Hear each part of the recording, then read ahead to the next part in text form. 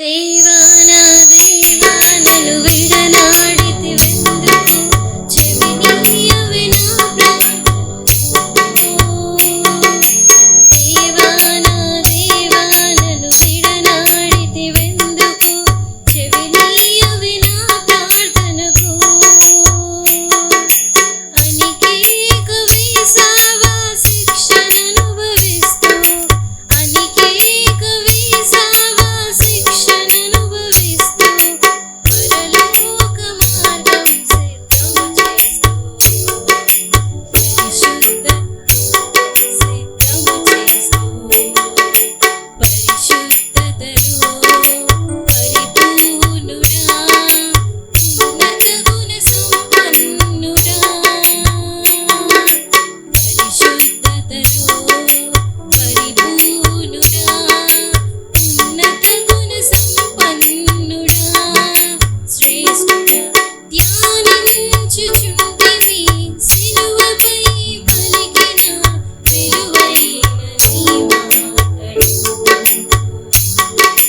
ధ్యానించుచుంటివి సిలువపై పలికిన విలువైన నీ మాటలు. ప్రైజ్ ద లార్డ్ అందరికీ. మరి అందరికీ శుభ శుక్రవారం దినం. మరి ఎందుకంటే ఇది మన జీవితంలో మరి ఎంతో విలువైన రోజు మనకి. ఎందుకంటే మన శాపాల నుంచి మన శాపాలు మన పాపాలన్నీ ఆయన పైన వేసుకొని దేవుడు మరి సిలువలో మరణించిన రోజు. మరి లోకస్తులైతే నవ్వుతారు కానీ మనకైతే ఇది గొప్ప దినము. మనకి దేవుడు మరి సిలువలో పలికిన ఆ 7 మాటలు ఎంతో విలువైనవి. కాబట్టి ఈ రోజు వరకు కూడా మనము 2025 సంవత్సరాలు అవుతున్నా కూడా మనం ధ్యానిస్తున్నామంటే ఆ మాటల్లో ఎంతో బలమైన మాటలు, అవి ఈ లోకానికి ఎంతో అవసరమైన మాటలు. కాబట్టి మరి ఈ రోజు వరకు కూడా మనం ధ్యానిస్తున్నాము. మరి దేవుడు మరి నాకు ఇచ్చిన 4వ మాటను బట్టి దేవుడికి వందనాలు చెల్లిస్తున్నాను. మరి దైవజనునికి వందనాలు. మరి మార్కు సువార్త 15వ అధ్యాయం 34వ వచనం. 3 గంటలకు యేసు ఎలోయి ఎలోయి లామా సబక్తాని అని బిగ్గరగా కేక వేసెను. ఆ మాటకు నా దేవా నన్ను ఎందుకు చేయి విడిచిదవని అర్థం. మరి దేవుడు ఇక్కడ క్వశ్చన్ అడుగుతున్నట్టుగా ఈ వాక్యము సెలవిస్తుంది. ఎందుకంటే మరి దేవుడు అప్పటికే మరి ఆయన దెబ్బలు కొట్టి మరి ఆయనని హింసించి మరి ఆ సిలువలో మరి ఆ మేకులు కొట్టి మరి ముండ్ల కిరీటం పెట్టి మరి ఎంతో బాధను అనుభవిస్తూ కూడా మరి దేవుడు తండ్రికి మొరపెడుతున్నట్టుగా చూస్తున్నాము. ఎందుకంటే మరి దేవుడు మరి ఆ బాధను అనుభవించుకుంటూ మరి తండ్రి చేయి అంతవరకు మరి దేవుడు తోడుగా ఉన్నాడని దేవుడు గ్రహించాడు. కానీ ఎప్పుడైతే మరి తండ్రి తన చేయి విడిచిపెట్టాడో మరి అప్పుడు దేవుడు బాధకు గురైనట్టుగా మరి బిగ్గరగా కేక వేశానంటున్నాడు. మరి మనం బిగ్గరగా కేక ఎప్పుడు వేస్తామంటే మరి మనకి ఎక్కువ బాధ ఉన్నప్పుడు, ఎక్కువ నొప్పి ఉన్నప్పుడు మనము బిగ్గరగా అరుస్తాం. అది మనకు అర్థమవుతుంటుంది మనం పెద్దగా అరుస్తున్నప్పుడు. దేవుడు కూడా అదే విధంగా మరి దేవుడు తండ్రి అయిన దేవుడు ఆయనకున్నది ఈ లోకంలో తల్లి ఒక మరియ, నెక్స్ట్ ఎవరంటే తండ్రి అయిన దేవుడు. మరి ఇప్పుడు తల్లి అయితే తల్లి బాధ్యతను అప్పగించిండు కాబట్టి అయిపోయింది. మరి నెక్స్ట్ ఇంకా తండ్రి తన తండ్రి ఒక్కడే ఆయనకు ఆధారము, ఆయన కొరకే ఆయన జీవిస్తున్నాడు కాబట్టి ఆయన మాటను నెరవేర్చడం కోసమే ఆయన వచ్చిండు కాబట్టి మరి ఆ తండ్రి ఆయన చేయి వదిలినప్పుడు ఆ బాధ ఆయన తట్టుకోలేకపోయాడు. అందుకని ఆయన బిగ్గరగా అరిచినట్టుగా మనము చూస్తున్నాము. ఎందుకంటే మరి దేవుడు మరి హెబ్రీ 7:26లో చూసినట్లయితే ఆయన గుణలక్షణాలు ఎలాంటివంటే పవిత్రుడును నిర్దోషియు నిష్కల్మషుడును పాపంలో చేరక ప్రత్యక్షంగా నున్నవాడు. ఈ లక్షణాలు దేవునికి ఉన్నాయి. ఇలాంటి దేవుడు మరి అలాంటి శిక్ష అనుభవిస్తున్నప్పుడు మరి ఆయన ఒంటరిగా ఉన్నాడంటుగా గ్రహించినప్పుడు దేవుడు చాలా బాధపడుతున్నట్టుగా మనం చూస్తున్నాం. అదేవిధంగా ఫిలిప్పీ 2:6లో చూసినట్లయితే ఆయన దేవుని స్వరూపము కలిగిన వాడై ఉండి దేవునితో సమానంగా ఉండుట విడిచిపెట్టకూడని భాగ్యమని ఎంచుకొనలేదు. మనుషుల పోలికగా పుట్టి దాసుని రూపం ధరించుకొని తను తాను రిక్తునిగా చేసుకొనెను. ఇదంతా దేవుడు ఎవరి కోసం చేసిండు? నీ కోసం, నా కోసం. ఎందుకంటే ప్రవచనాలు నెరవేర్పు కోసం.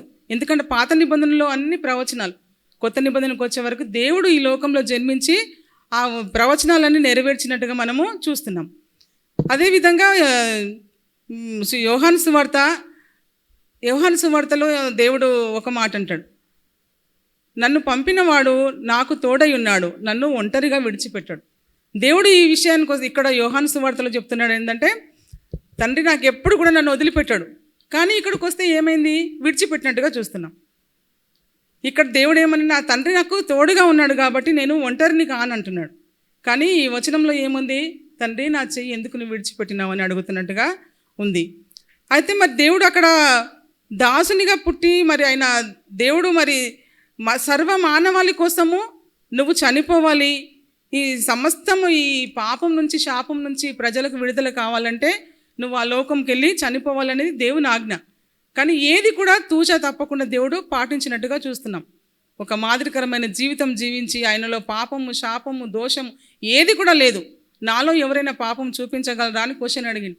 నువ్వు నేను అడగగలం ఆ క్వశ్చన్? ఎవరు అడగలేము. ఎందుకంటే మనం పుట్టుకనే పాపంతో పుట్టాం కాబట్టి ఆయన పరిశుద్ధుడు, ఏ కపటము లేదు, దోషము లేదు. అలాంటి దేవుడు మరి ఈ లోకానికి వచ్చి పవిత్రమైన రక్తం ఆయనది. అలాంటి రక్తాన్ని చిందిస్తేనే ఈ పాపం నుంచి శాపం నుంచి మనకు విడుదల. కాబట్టి మరి దేవుడు ఆ శిలువ మీద మరణించడానికి కూడా ఆయన సిద్ధపడి ఈ లోకానికి వచ్చాడు. అది కొంత సమయమే ఎడబాటు దేవుడికి, కానీ ఆ కొంత సమయం ఎడబాటు కూడా దేవుడు తట్టుకున్నట్టుగా ఇక్కడ బాధపడుతున్నట్టుగా మనకు చూస్తాము. అయితే ఈ క్వశ్చన్కి ఆన్సర్ ఎక్కడ ఉందనంటే యోహాను సువార్త 3:16 చూసినప్పుడు, దేవుడు లోకాన్ని ఎంతో ప్రేమించెను, లోకం అంటే నీవు నేను, ఎంత ప్రేమించాడంటే తన కుమారుని కంటే ఎక్కువగా ప్రేమించాడు, మన కొరకు తన కుమారుని బలిగా ఇవ్వడానికి కూడా ఇష్టపడ్డాడు. అక్కడ ఎందుకోసము అని అంటే ఇక్కడ యోహాను సువార్తల 16వ వచనంలో ఉంది, దేవుడు మనల్ని ప్రేమించాడు కాబట్టే తన ప్రియ కుమారుని చావడానికి కూడా ఈ లోకానికి పంపించడానికి సిద్ధపడ్డాడు. నువ్వు నేనైతే మరి మన పిల్లల్ని ఇవ్వడానికి సిద్ధపడతామా? మనం చేయలేము ఆ పని. కానీ సర్వాధికారి అయిన దేవుడు తన కుమారుని బలిగా అర్పణగా తాను చూస్తుండగానే, చనిపోతుంటే చూస్తున్నాడు కానీ ఏమి చేయలేని స్థితి. ఎందుకంటే ఆయన వచ్చిన పని ముగిస్తున్నాడు కాబట్టి ఒక పక్క సంతోషము, త్వరలోనే నా కుమారుడు నా దగ్గరకు వస్తాడన్న సంతోషము, ఒక పక్క ఆయన అనుభవిస్తున్న వేదనను చూసినప్పుడు తండ్రి అయిన దేవుడు ముఖాన్ని చూపించకుండా మరి ముఖాన్ని చాటేసినట్టుగా మనము చూస్తున్నాం. అదేవిధంగా ఆమోసు గ్రంథంలో ఒక ప్రవచనం ఉంటుంది 8:9, ప్రభు అయిన యెహోవా సెలవిచ్చినదేమనగా, ఆ దినమున నేను మధ్యాహ్న కాలమందు సూర్యుని అస్తమింపజేయుదును, పగటి వేళ భూమికి చీకటి కమ్మజేయుదును. ఆ దినము మధ్యాహ్నము 3 గంటలే అవుతుంది కానీ చీకటి కమ్ముకుంది. ఆ రోజు రాత్రి అయిపోయింది. కానీ మరి అక్కడ ఉన్న అధికారులు ఉన్నారు, మరి పరిసయ్యులు ఉన్నారు, ఇంకా అనేక మంది ప్రజలు ఉన్నారు, కానీ ఒక్కరు కూడా వాళ్ళు గమనించడం లేదు. అక్కడ ఏంటి ఇది మధ్యాహ్న కాల సమయం అంది, రాత్రి ఎందుకు అయింది, సూర్యుడు ఎందుకు అస్తమించిండు, మరి ఇప్పుడు ఇక్కడ చీకటి ఎందుకు కమ్ముకుంది అని వాళ్ళు ప్రవచనాలన్నీ తెలిసి మరి ఆ శాస్త్రులకు పండితులకు, కానీ ఒక్కరు కూడా వాళ్ళు గమనించలేదు. గుడ్డితనంలో వాళ్ళు ఉన్నట్టుగా మనం ఇక్కడ చూస్తున్నాం. ఒకవేళ వాళ్ళ కళ్ళు తెరిస్తే మాత్రం అప్పుడే ఆయన పాదాలు పట్టుకొని బతిమిలాడేవాళ్ళు. ఎందుకంటే దేవా నువ్వు నిజంగా దేవుని కుమారుడివే, మేము తెలియక నిన్ను శిక్షిస్తున్నాం కాబట్టి మమ్మల్ని క్షమించమని అడిగేవాళ్ళు. కానీ వాళ్ళు అది గ్రహించలేకపోతున్నారంటే వాళ్ళ కళ్ళకి దుష్టుడు పొరలు కమ్మ చేసి ఆ సత్యాన్ని గ్రహించలేకపోయాడు. అందుకనే ప్రజలు చూసుకుంటూ ఉండిపోయారు తప్ప ఈ మధ్యాహ్న కాల సమయం అందు చీకటి ఎందుకు వచ్చింది, మరి ఈ రాత్రి ఎందుకు అయింది, సూర్యుడు ఎందుకు అస్తమించాడు అనేది గ్రహింపు వారు తెలుసుకోలేకపోయారు. మరి అక్కడ ప్రవచనం నెరవేర్పు, ఎందుకంటే ఇక్కడ ఆమోసు గ్రంథంలో ఈ ప్రవచనము అక్కడ నెరవేరినట్టుగా మనము చూస్తున్నాం. ఇక్కడ మార్కు సువార్తలో నెరవేరినట్టుగా మనము చూస్తున్నాము. అదేవిధంగా మార్కు 15:33 మరి 27 మత్తయి 27:40 మధ్యాహ్నం మొదలుకొని 3 గంటల వరకు దేశమంతటా చీకటి కమ్మెను, అక్కడ ఉన్న ప్రజలు ఎవ్వరునూ అది గమనించలేదు. అయితే ఈ 2 సువార్తలలో కూడా ఏముందనంటే చీకటి కమ్ముతుంది. యేసు ప్రభు మరణించేటప్పుడు చీకటి కమ్ముతుందని ఇక్కడ వచనాలు కూడా ఉన్నాయి.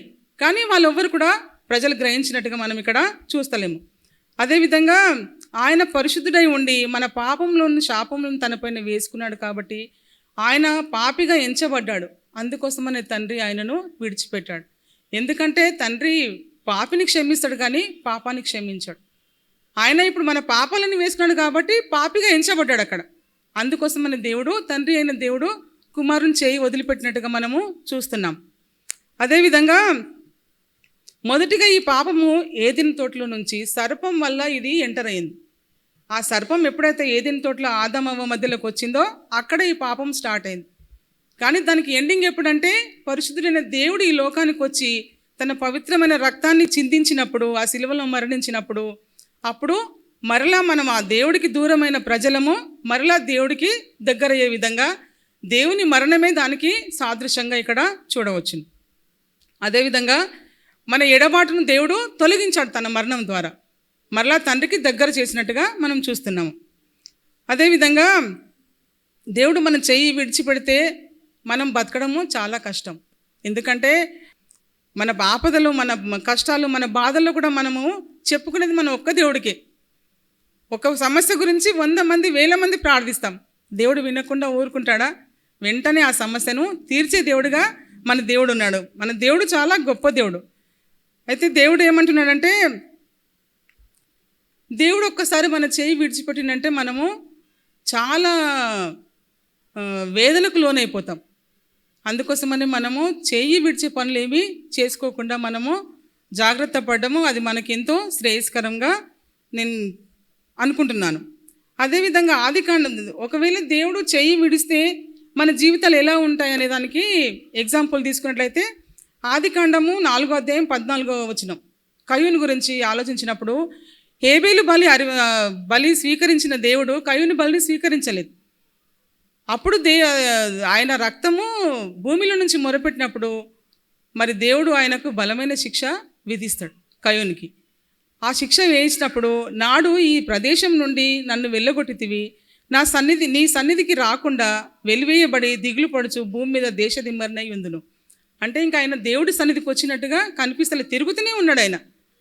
దేవుడు ఒక్కసారి మన చేయి వదిలిపెడితే మన జీవితం ఎంత ఘోరంగా ఉంటుందంటే అది మనము ఊహించుకుంటేనే బతకలేము అసలు, అట్లా పరిస్థితి ఉంటుంది. కాబట్టి ఎప్పుడు కూడా మనము చేయి వదిలే పనులు మనము చేసి దేవుని ఉగ్రతకు మనము గురి కాకుండా మనందరం చూసుకోవాలని దేవుని పేరిట మనవి చేస్తున్నాను.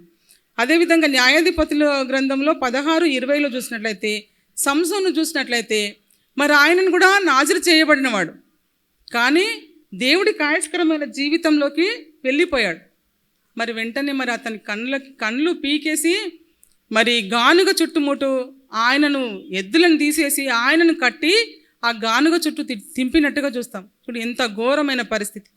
దేవుణ్ణి ఒక్కసారి మనం కాదనుకుంటే మరి దేవుడు వేసే శిక్ష ఎవ్వరు కూడా మనల్ని తప్పించలేరు.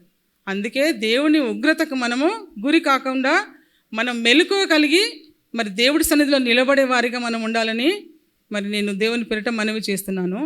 దేవుడు మన చేయి పట్టుకున్నట్లయితే మరి వాళ్ళ జీవితం ఏ విధంగా ఉందంటే, షద్రకు మేషకు అబేద్నెగో వీరు దేవుడు వారి చేయి పట్టుకున్నాడు కాబట్టి ఆ 7 వేడిగల అగ్నిగుండంలో వేసినప్పుడు కూడా మరి వాళ్ళ చేయి వాళ్ళతో పాటు 4వ వ్యక్తిగా దేవుడు వాళ్ళతో తిరిగినట్టుగా చూస్తున్నాం.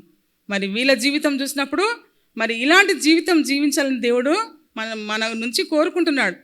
మరి వాళ్ళు ఆ ప్రతిమకు మొక్కమంటే మొక్కమన్నారు, చస్తే చేస్తాం కానీ ప్రతిమకు మొక్కమన్నప్పుడు మరి దేవుడు మరి వాళ్ళతో పాటు మరి ఆ ముగ్గురితో పాటు ఆయన తిరిగినాడు.